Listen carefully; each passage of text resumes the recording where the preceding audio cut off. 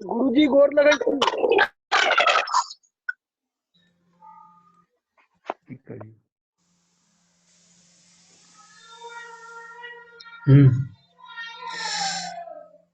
सर्वेषां कृते गुरुवे नमः। सर्वेषां कृते एकत्रैव मम आशीर्वादाः सन्ति।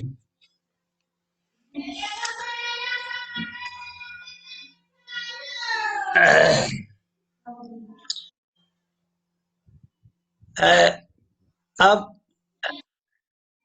पाठ शुरू किया जा रहा है।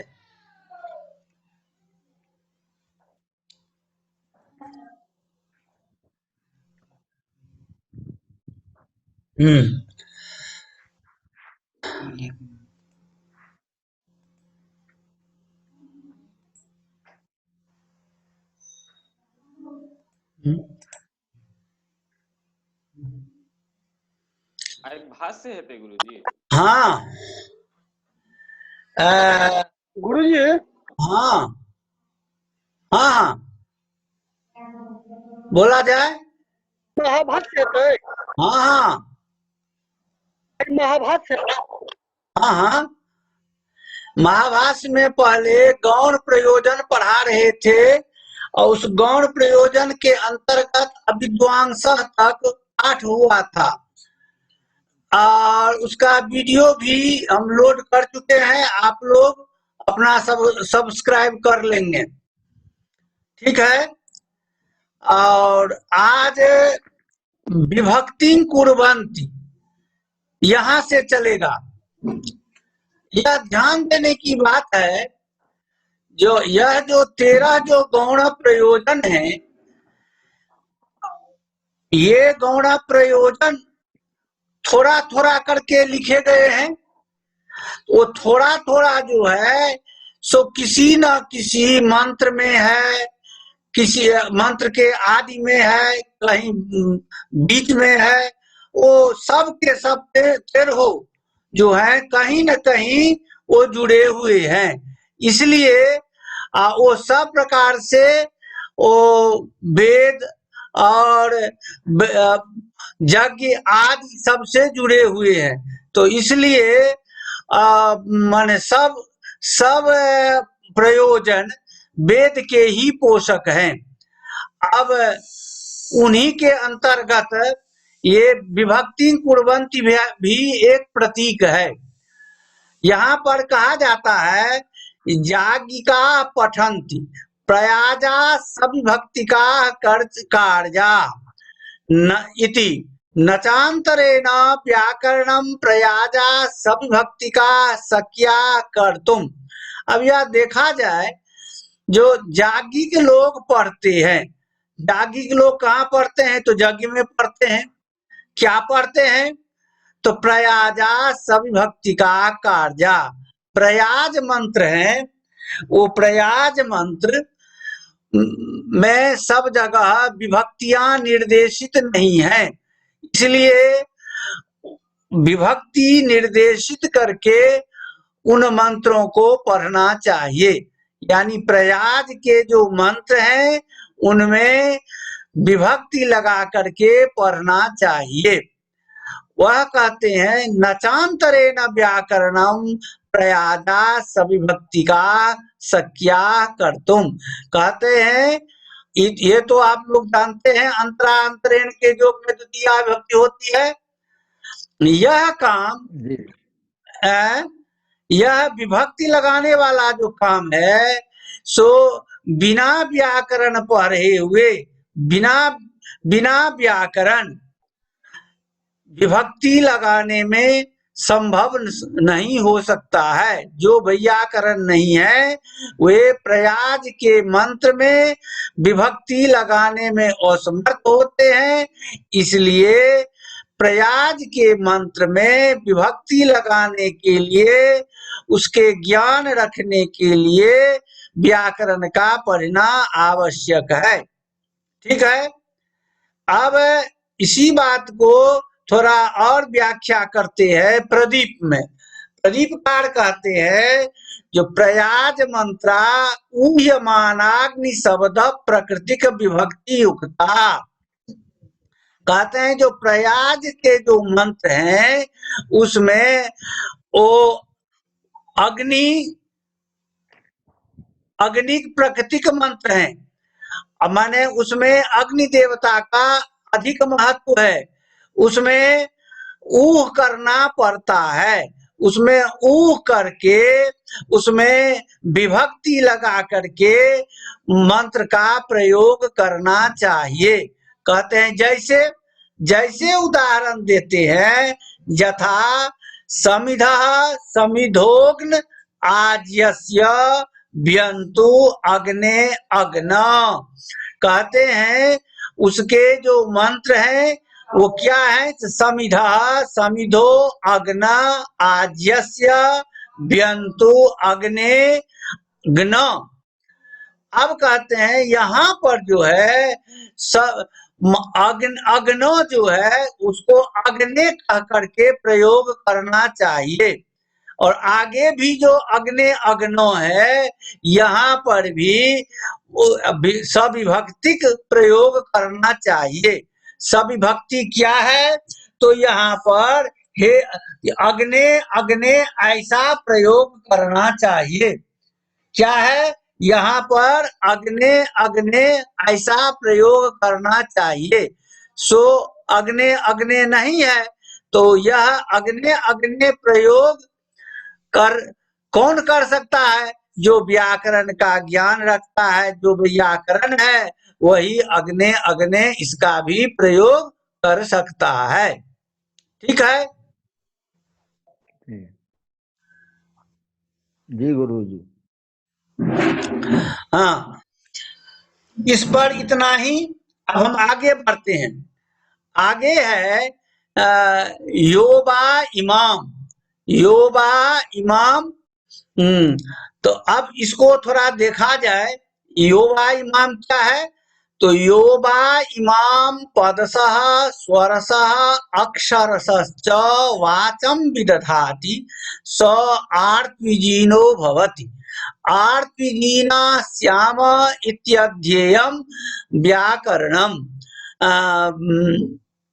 कहते हैं जो व्यक्ति, अब देखिए जोबा इमाम इसमें इस मंत्र में घुसा हुआ है। जोबा इमाम इन्वर्टेड कोमा में बंद है। जो व्यक्ति, इमाम माने संस्कृत वाणी, शब्द वाणी, इस शब्द वाणी को स्वर सह एक एक स्वर करके, अक्षर सा एक एक अक्षर करके वाणी का प्रयोग करता है। सह वह व्यक्ति आर्त्विजीन भवति, वह व्यक्ति आर्त्विजीन होता है। आर्त्विजीना श्याम इत्यध्येयम व्याकरणम।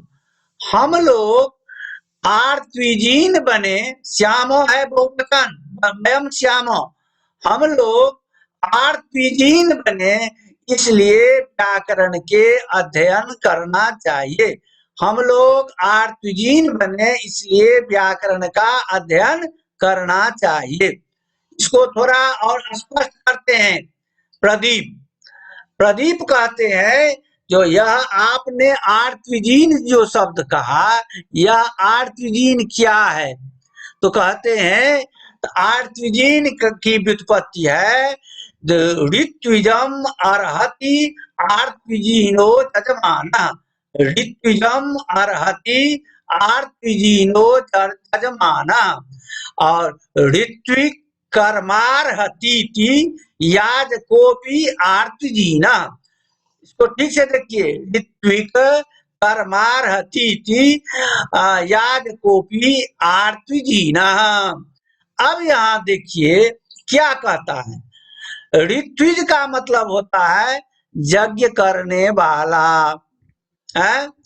तो ऋत्विजम अर्हति, अर्हति माने प्रशंसा करना। ऋत्विज की जो प्रशंसा करता है वह आर्तविजीन कहलाता है। ऋत्विज की प्रशंसा कौन करता है? तो यजमान। यजमान जो है सो ऋत्विज की प्रशंसा करता है, इसलिए यजमान आर्तविजीन कहलाता है। और ऋत्विक कर्मार्हतीति याद को भी आर्तविजीना कहते हैं। जो ऋत्विक का जो कर्म है, यज्ञ करने वालों का जो कर्म है, उस कर्म की जो प्रशंसा करता है वह याजक कहलाता है। यज्ञ कराने वाला वह भी आर्तविजीन कहलाता है। दोनों परिस्थिति में आर्तविजीन उनको कहा जाता है। यज्ञ करने वाले और यज्ञ कराने वाले दोनों आर्तविजीन कहलाते हैं।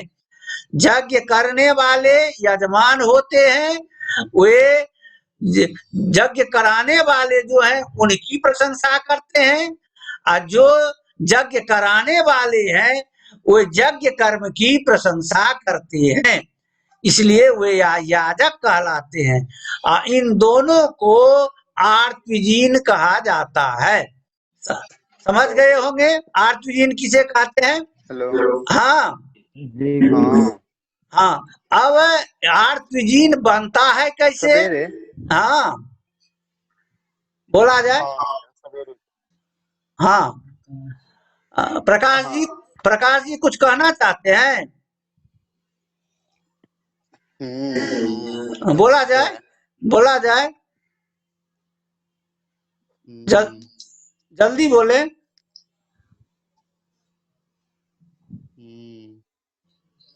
अच्छा हम आगे बढ़ते हैं, आप सोचिए। यज्ञर्त्विभ्याम घखयो, यज्ञर्त्विभ्याम घखयो, इस सूत्र से इति सूत्रेण यज्ञर्त्विभ्याम तत्कर्मार्हतीति चोपसंख्यानम इति वार्तिकेन च खाएं। पटना बहुत दूर तो कहता है। आप अपने सब आवाज को म्यूट कीजिए। हाँ अब यह जो है आर्तविजीन बनता है कैसे? तो ऋत्विज से आर्तविजीन बनता है। मूल शब्द है ऋत्विज। अब ऋत्विज जो है तो कैसे बनता है? तो कहते हैं कि यज्ञर्त्विभ्याम घखयो, तो यज्ञ और ऋत्विक शब्द से क्रमशः घ और खै प्रत्यय होते हैं अधित में, कहते हैं। उसके बाद है यज्ञर्त्विभ्याम तत्कर्मार्हतीति चोपसंख्यानम, यह वार्तिक है। कहते हैं जो वह जो यज्ञ और ऋत्विक शब्द से जो घ और ख होगा सो तत्कर्मार्हतीति माने उनके कर्म की जहाँ प्रशंसा की जाती है, इस अर्थ में इस वार्तिक से खाय प्रत्यय होगा। सभी जगह यज्ञ और ऋत्विक शब्द से खाय प्रत्यय नहीं होगा। ये यज्ञर्त्विभ्याम तत्कर्मार्हतीति चोपसंख्यानम, इस वार्तिक केवल से जहाँ पर उनकी प्रशंसा की बात रहेगी वहीं पर खाय प्रत्यय होगा। तो क्या होता है? जो ऋत्विक शब्द से जहाँ पर ऋत्विक की प्रशंसा हुई है वहां पर भी खाय प्रत्यय हुआ है। जहाँ पर ऋत्विक के कर्म की प्रशंसा हुई है वहां पर भी खाय प्रत्यय हुआ है। खाय प्रत्यय होने से क्या हो जाता है? तो ऋत्विज खाय में ख, उस ख को आय नेई नीज फट खत घाम प्रत्ययादि नाम सूत्र है, उससे ख को ईन हो जाता है। तो ऋत्विज ईन होता है और आदि अच को वृद्धि और रपर करने से क्या बनता है? आर्तविजीन। इसको हम संक्षेप में कहें, पूरी व्याख्या करेंगे तो बहुत टाइम लगेगा। ऋत्विज शब्द से ख प्रत्यय हुआ है, ख के स्थान में इन हो गया है, तो ऋत्विज इन हुआ। इन माने दीर्घी, ऋत्विज इन हुआ और आदि अच को वृद्धि और रपर करके आर्तविजीन बनता है। तो इस तरह आर्तविजीन हम बनाते हैं। आर्तविजीन दोनों कहलाए, यजमान भी और याजक भी। अब कहते हैं कि यह होता है जो एक व्यक्ति यजमान भी हो और याजक भी हो, माने यज्ञ कराने वाला भी हो, ऐसा भी होता है। कहते हैं होता है। विद्वान जो होते हैं सो यज्ञ करते भी हैं और कराते भी हैं, उनको दोनों में अधिकार समान रूप से है। इसलिए कहा गया है विद्वान यजेत विद्वान याजयेत इति द्वयोरपि विदुषो अधिकारात्। जो विद्वान व्यक्ति होते हैं वे यज्ञ करते भी हैं और यज्ञ कराते भी हैं। ऐसे विद्वान को इन दोनों में समान रूप से अधिकार होता है, इसलिए वे आर्तविजीन कहलाते हैं।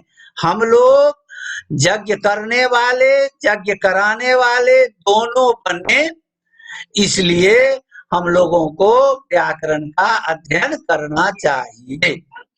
ठीक है। हाँ, अब आगे बढ़ते हैं। बहुत महत्वपूर्ण प्रतीक है चत्वारि। चत्वारि भाष्य देखिए, चत्वारि श्रृंगा त्रयो अस्य पादा द्वे शीर्षे सप्त हस्तासु अस्य त्रिधा बद्धो वृषभो रोरवीति महो देवो मर्त्यांग आविवेश। खूबी यह है, यह मंत्र जो है सो ऋग्वेद में भी है और शुक्ल यजुर्वेद में भी यह मंत्र है। मंत्र की शुक्ल यजुर्वेद के मंत्र की संख्या हम लिख दिए हैं। शुक्ल यजुर्वेद 17वां अध्याय 91वां मंत्र, 17वां अध्याय 91वां मंत्र शुक्ल यजुर्वेद। तो इस शुक्ल यजुर्वेद में यदि इसको पढ़ेंगे तो कैसे पढ़ेंगे? चत्वारि श्रृंगा त्रयो अस्य पादा द्वे शीर्षे सप्त हस्तासु अस्य त्रिधा बद्धो वृषभो रोरवीति महो देवो मर्त्यान् आविवेश।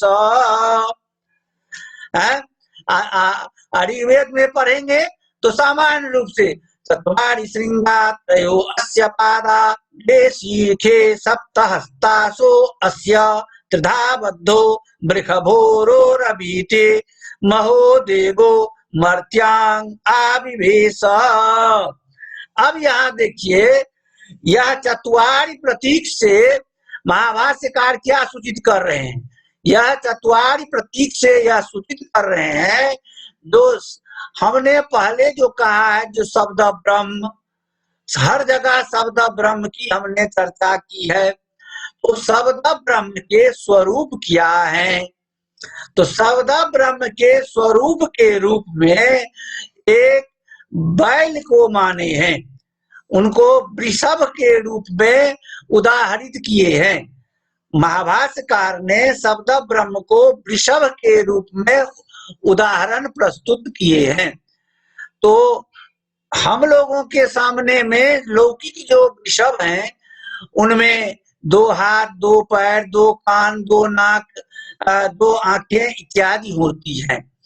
लेकिन यह जो हमारे शब्द ब्रह्म रूपी जो वृषभ हैं, उनके कितने हाथ होते हैं, कितने सींग होते हैं, इन सब का बहुत सुंदर से वर्णन किया है।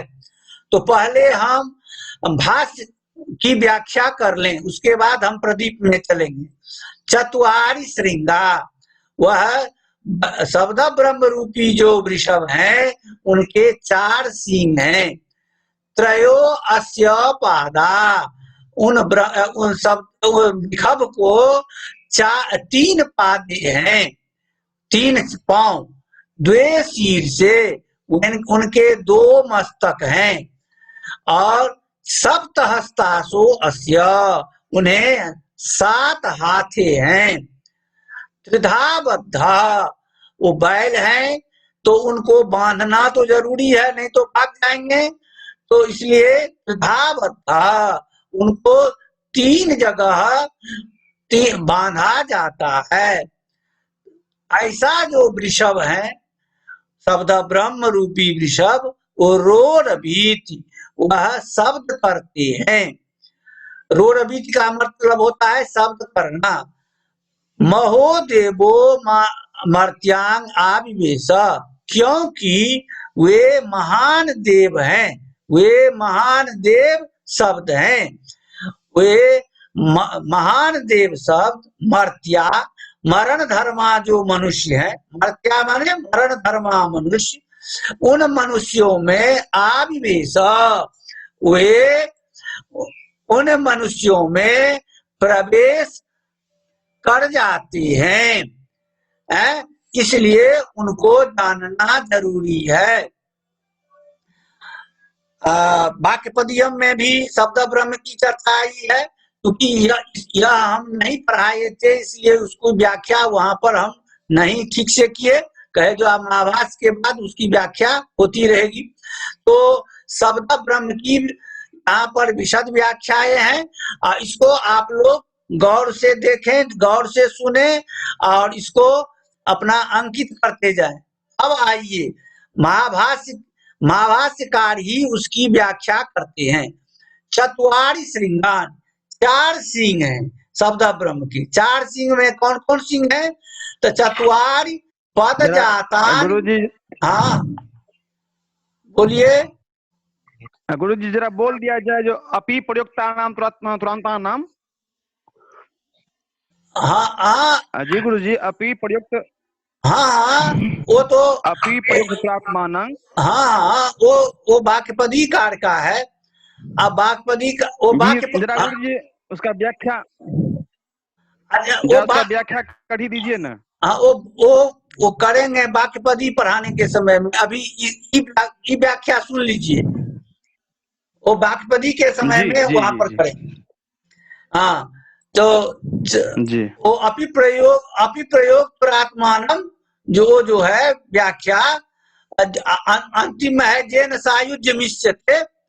हाँ तो उसकी व्याख्या हम वहां करेंगे।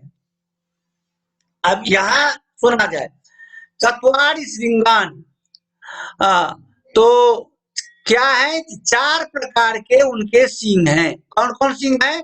तो चत्वारि पद जातानि नामाख्यातो प्रसर्ग निपाता, सब 4 पद होते हैं। और वे पद कौन कौन हुए? तो नाम, आख्यात, उपसर्ग और निपात। यहाँ पर गौर करने की बात है, निपाता स दिया गया है? कहते हैं जब आप नामाख्यातोपसर्ग निपाता जब दे दिए तो च क्यों दिए? अब गौर कीजिए च पर। तो च सूचित करता है जो परा पश्यंती मध्यमा बैखरी, च से परा पश्यंती मध्यमा बैखरी का भी बोध होता है। तो 4 पद कहने से नाम, आख्यात, उपसर्ग, निपात और परा पश्यंती मध्यमा बैखरी समझी जाती है। ठीक है। त्रयो अस्य पादा, इस शब्द ब्रह्म के 3 पांव हैं। 3 पांव में कौन है? त्रयः काला भूत भविष्यत वर्तमान, लट लीट लोट आदि जो 10 लकारें हैं, उन लकारों में को जो मुख्य रूप से 3 भागों में जो विभाजित किया गया है वह क्या है? तो भूत भविष्यत वर्तमान। तो 3 काल जो है भूत भविष्यत वर्तमान उनके पांव हैं। द्वे शीर से, द्वे उनके मस्तक हैं। द्वे मस्तक कौन हुए? दो मस्तक। तो 2 शब्दात्मानौ नित्याकारजस्य, वे जो 2 हैं जो शब्द के आत्म स्वरूप हैं। कौन कौन है शब्द के आत्म स्वरूप? 2 शीर्ष, तो नित्य और कार्य। कहे भाई नित्य और कार्य क्या है? तो नित्य का मतलब होता है जो मध्यमानाद, जिससे स्फोट निकलता है, मध्यमानाद अभ्यंग जो है स्फोट, उसको नित्य माना गया है। उसी को आंतर अवस्था भी कही जाती है। कार्जस्व से अभिप्राय है वैखरीनाद, जिससे हम ध्वनि प्रकट करते हैं, तो इसलिए वह कार्य कहलाता है।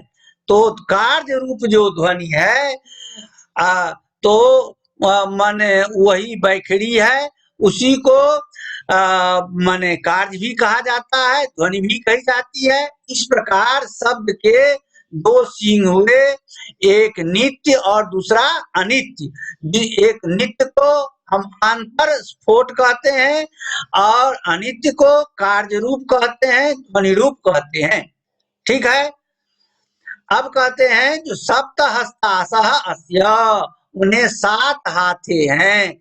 7 हाथ कौन हो गए? 7 विभक्तियां, प्रथमा द्वितीया तृतीया चतुर्थी पंचमी षष्ठी सप्तमी, ये 7 विभक्तियां हैं। अब है त्रिधा, इनको ऐसे बैल को 3 स्थानों में बांधा जाता है। कहाँ कहाँ बांधा जाता है? तो त्रिषु स्थानेषु बद्धा उरसी कंठे शिरसी। कहते हैं ऐसे शब्द ब्रह्म को 3 स्थानों में बांधा जाता है। कहाँ कहाँ? तो एक छाती में, दूसरा कंठ में, और तीसरा सिर भाग में, मस्तक भाग में। मस्तक से ऊपर तो कुछ जाता ही नहीं है, मस्तक ही अंतिम है। तो एक तो उनको बांधा जाता है मध्यमा नाद के समीप, दूसरा है वैखरी नाद के समीप, और तीसरा है सिर के समीप, क्योंकि सिर के ऊपर वो शब्द जो है आगे बढ़ ही नहीं सकते हैं, वहीं से उनको लौटना है। तो एक बंधन उनको सिर के समीप हो जाता है। अब जब सिर के समीप हो जाता है तो उसके बाद जब ऊपर नहीं बढ़ पाते हैं, तब वह वृषभ जो है सो शब्द करने लगते हैं। कहते जो वृषभ नाम क्यों पड़ा?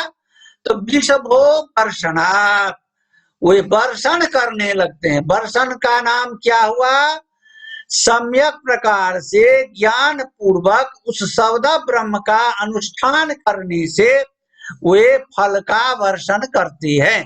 सम्यक प्रकार से ज्ञान का उस शब्द ब्रह्म का अनुष्ठान करने से, अनुष्ठान माने प्रयोग। ध्यान रखें, अनुष्ठान का मतलब होता है प्रयोग।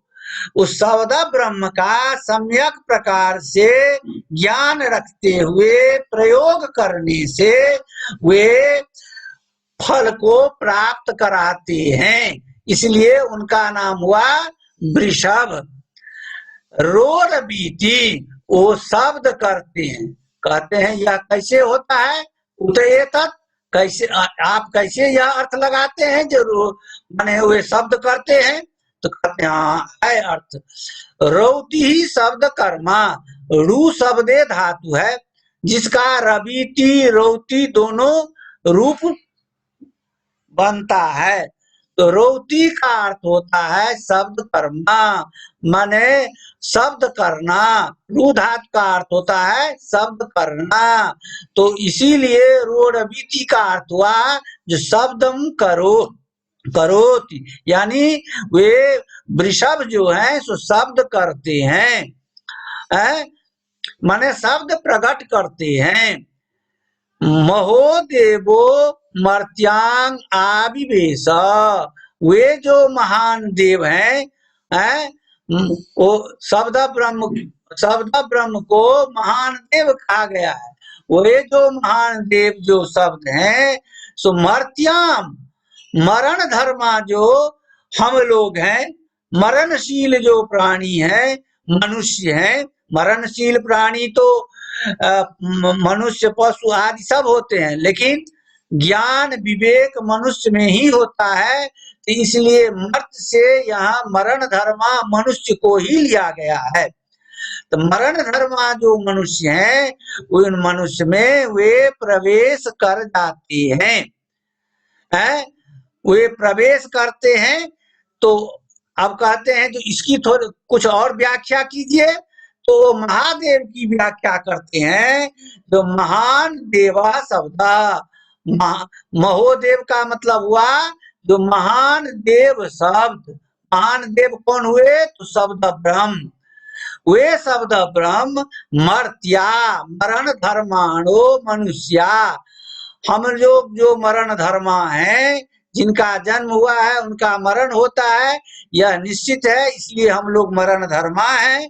हम लोग जो मरण धर्मा मनुष्य हैं, तान आविवेश, उनमें वे महान देव शब्द प्रवेश कर जाते हैं।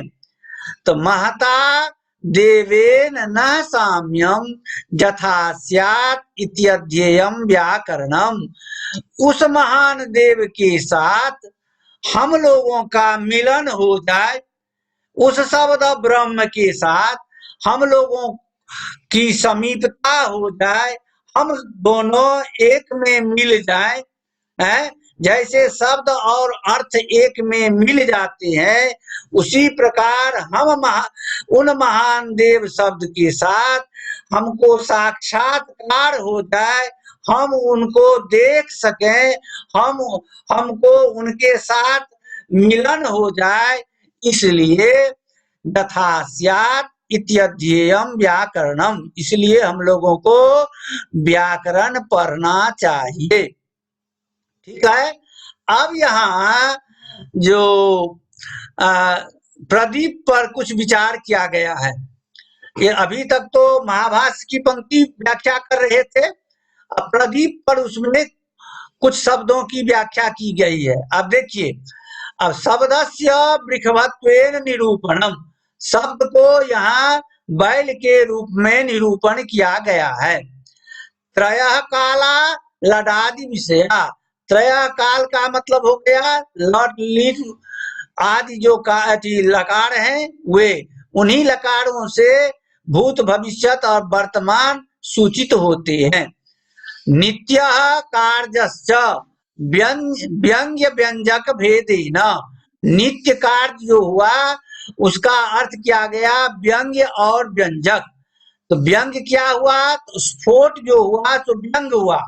मध्यमान आधा व्यंग्य जो स्फोट है उसको व्यंग्य कहा जाता है, और व्यंजक जो हुआ सो बैखरी नाद ध्वनि जो है सो व्यंजक हुआ, जिसे हम कार्य कहते हैं।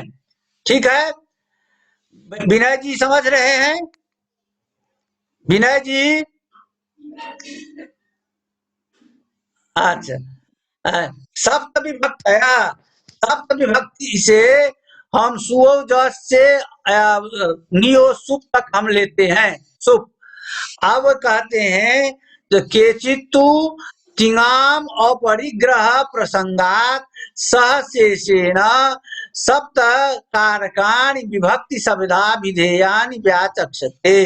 कहते हैं भाई, विभक्ति तो विभक्ति सूत्र से विभक्ति संज्ञा होती है, तो वहां तो कहा गया है सुप तिंगो विभक्ति संज्ञो, सुप और तिंग दोनों विभक्तियां कहलाती हैं। यहाँ पर विभक्ति से आप केवल 7 कारक ही ले रहे हैं, तो यह कैसे हुआ? तो उसी का कहते हैं, उत्तर देते हैं जो के चित्तो तिंगाम अपरिग्रह प्रसंगात सहशेषेण सप्त कारकाणि विभक्ति शब्दा विधेयानि व्याचक्षते। किन्हीं का कहना है जो विभक्ति पद से तिंग का यहाँ ग्रहण नहीं होगा, यहाँ पर शेष जो 7 कारक हैं वही विभक्ति शब्द से समझे जाएंगे। ठीक है, स्पष्ट हो गया। अब वर्षणात्, अब वर्षणात् का अर्थ है, हाँ, हम जो पहले आप व्याख्या कर चुके थे वही बात है, ज्ञान वर्षणात्, हाँ, ज्ञान पूर्वकानुष्ठान फलत्वात्, ज्ञान पूर्वक उनके अनुष्ठान करने से, अनुष्ठान माने प्रयोग, प्रयोग माने व्यवहार है, शब्द ज्ञान पूर्वक उनका यदि व्यवहार किया गया है तो उससे फल मिलता है। महता परेण ब्रह्मणा, महता परेण ब्रह्मणा माने उस महान देव के साथ, पर ब्रह्म के साथ हमको सायुज्य हो जाए, एक मिलन हो जाए, इसलिए हम जो है तो माने व्याकरण पढ़ें। और कुछ शब्द की व्याख्या है तो हमारे पास अब 4 ही मिनट समय, तो थोड़ा देख लीजिए। शब्दस्य शब्द शास्त्र प्रतिपाद्यस्य शब्द ब्रह्मणो रूपस्य, शब्द का मतलब हुआ शब्द प्रतिपाद्य शास्त्र जो है शब्द ब्रह्म, उसको लिया जाएगा। माने शब्द शास्त्र के द्वारा जिसका प्रतिपादन होता है उसी को शब्द ब्रह्म के रूप में लिया गया है। और स्पष्ट हो रहा है। भाष्य में जो पद जातानि कहे हैं वहां परा पश्यंती मध्यमा बेखड़ी का भी बोध होता है, यह भी हम कह चुके हैं।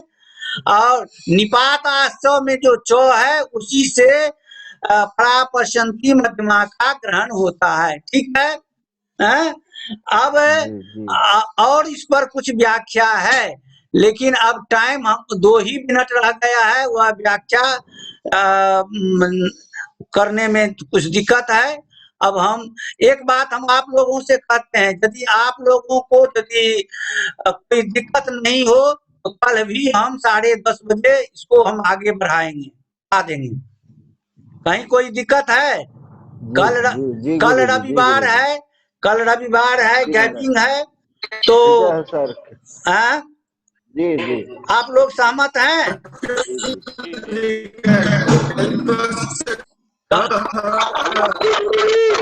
आवाज नहीं सुन रहे हैं हम। हाँ, एक एक करके कहिए। कल 10:30 में इसी टाइम में हम फिर आप लोग आइए, हम पढ़ा देंगे। आगे जो है जहां तक हो सकेगा आगे हम कल बढ़ाएंगे। ठीक है? हाँ गुरु जी, हाँ ठीक है। हाँ, इसमें बहुत व्याख्या है और आगे हम फिर इसको बढ़ाएंगे। और यहाँ तक आप लोगों को संदेह भी है? जी गुरुजी। जी नहीं गुरुजी। हाँ, तो संदेह नहीं बोला जाए, अभी टाइम है।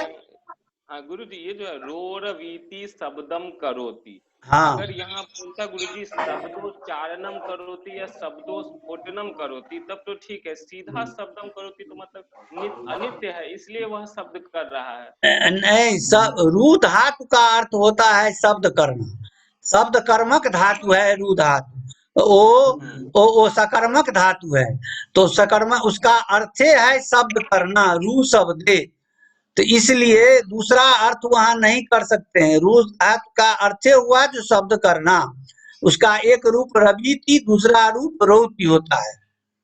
नहीं तो गुरुजी इस शब्द के ना मतलब कैसे कर लेगा, ये तो शब्द नित्य है, वो तो उच्चारण केवल कर सकता है। बस उच्चारण के शब्द जो है तो श्रावण प्रत्यक्ष होना चाहिए, तो श्रावण प्रत्यक्ष जो है तो जब मुंह से उच्चारण करेगा तभी ना श्रावण प्रत्यक्ष होगा। शब्द करना का मतलब हुआ जो वैखरी नाद से प्रकट करना है, जो श्रावण प्रत्यक्ष हो सके उसी को रौति कहा गया है। श्रावण प्रत्यक्षम कारयति, रौति का मतलब हुआ शब्दस्य श्रावण प्रत्यक्षम कारयति। ठीक है? और कोई संदेह? अब कटने वाला है। अब कल जो है सो आप लोग प्रश्न लिख करके लाएंगे, कल समाधान करेंगे। ठीक है? ठीक है, शुभाशीर्वाद सबको। गुरुजी। हाँ, सबको शुभाशीर्वाद। जी गुरुजी।